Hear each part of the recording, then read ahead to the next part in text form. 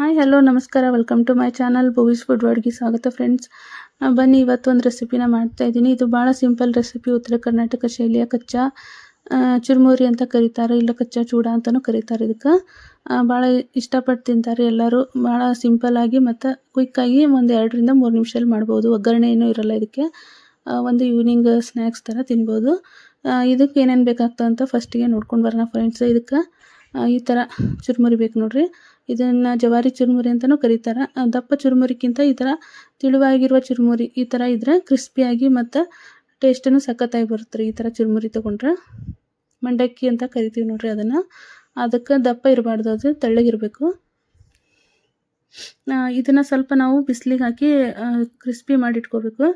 ಅಂದ್ರೆ ಮೆತ್ತಗಾದ್ರೆ ಅಷ್ಟೊಂದು ಟೇಸ್ಟ್ ಬರಲ್ಲ ರೀ. ನೆಕ್ಸ್ಟ್ ಇದಕ್ಕೆ ಸಣ್ಣದಾಗಿ ಹೆಚ್ಚಿರುವಂಥ ಉಳ್ಳಾಗಡ್ಡಿ, ನೆಕ್ಸ್ಟ್ ಇದಕ್ಕೆ ಹುರಿದ ಶೇಂಗಾ ನೋಡಿರಿ, ಮತ್ತು ಸ್ವಲ್ಪ ಪುಟಾಣಿ. ಶೇಂಗಾ ಪುಟಾಣಿ ನೀವು ಬೇಕೆಂದರೆ ಜಾಸ್ತಿನೂ ಹಾಕೋಬೋದು, ಬೇಡಂದರೆ ಕಡಿಮೆನೂ ಹಾಕ್ಬೋದು. ಸ್ವಲ್ಪ ಎಣ್ಣೆ ಮತ್ತು ಮಸಾಲೆ ಖಾರ, ಉಪ್ಪು ಮತ್ತು ಕೊತ್ತಂಬರಿ ಸೊಪ್ಪು ಇಷ್ಟಿದ್ರೆ ಸಾಕು ನೋಡಿರಿ. 2ರಿಂದ 3 ನಿಮಿಷ ಒಳಗೆ ರೆಡಿ ಆಗಿಬಿಡುತ್ತೆ ನಿಮ್ಗೆ ಈ ರೆಸಿಪಿ. ಖಂಡಿತವಾಗಲೂ ಎಲ್ಲರೂ ಇಷ್ಟಪಡ್ತಾರೆ. ಟ್ರೈ ಮಾಡಿ ನೋಡಿರಿ ನೀವು ಕೂಡ.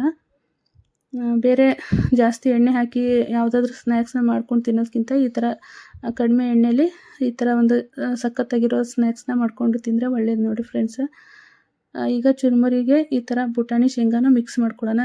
ನೀವು ಬೇಕಿದ್ರೆ ಇನ್ನೂ ಜಾಸ್ತಿನೂ ಹಾಕೋಬೋದು, ಇಷ್ಟಪಡ್ತಿದ್ರೆ ಶೇಂಗಾ ಪುಟಾಣಿ. ಕೆಲವೊಬ್ಬರು ಇಷ್ಟಪಡಲ್ಲ, ಹಾಗಾಗಿ ನಾನು ಮೀಡಿಯಮಲ್ಲಿ ಹಾಕ್ತಾಯಿದ್ದೀನಿ. ನೀವು ಬೇಕಿದ್ರೆ ಜಾಸ್ತಿ ಹಾಕ್ಕೊಳ್ಳಿ. ಇಲ್ಲಿ ಒಂದು ಉಳ್ಳಾಗಡ್ಡಿ ತೊಗೊಂಡು ನಾನು ಫುಲ್ ಸಣ್ಣಗೆ ಕಟ್ ಮಾಡಿ ಒಂದು ಉಳ್ಳಾಗಡ್ಡಿ ಹಾಕ್ಕೊಳ್ತಾ ಇದ್ದೀನಿ.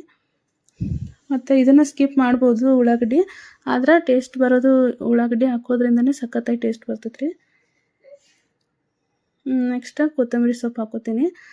ಸಣ್ಣದಾಗಿ ಕಟ್ ಮಾಡಿ ಇಟ್ಕೊಂಡಿದ್ದಂಥ ಕೊತ್ತಂಬರಿ ಸೊಪ್ಪನ್ನು ಹಾಕಿದ್ದೀನಿ.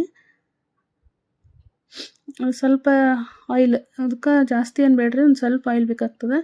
ನೆಕ್ಸ್ಟ್ ಒಂದು ಸ್ವಲ್ಪ ಮಸಾಲೆ ಖಾರ, ಉಪ್ಪು.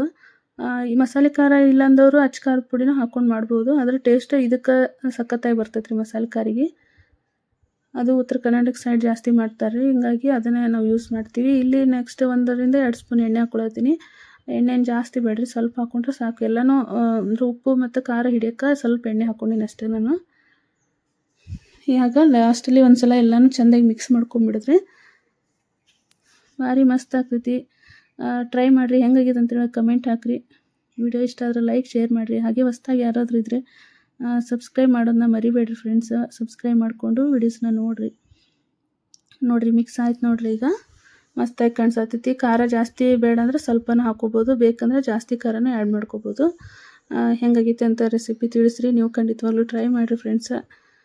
ಉತ್ತರ ಕರ್ನಾಟಕದ ಮಂಡಕ್ಕಿ, ಒಗ್ಗರಣೆ ಅಂತಾರೆ, ಚುರುಮುರಿ ಅಂತಾರೆ, ಕಚ್ಚಾ ಚೂಡ ಅಂತಾರೆ, ವೆರೈಟಿ ಹೆಸರಲ್ಲಿ ಕರೀತಾರೆ ಇದನ್ನು.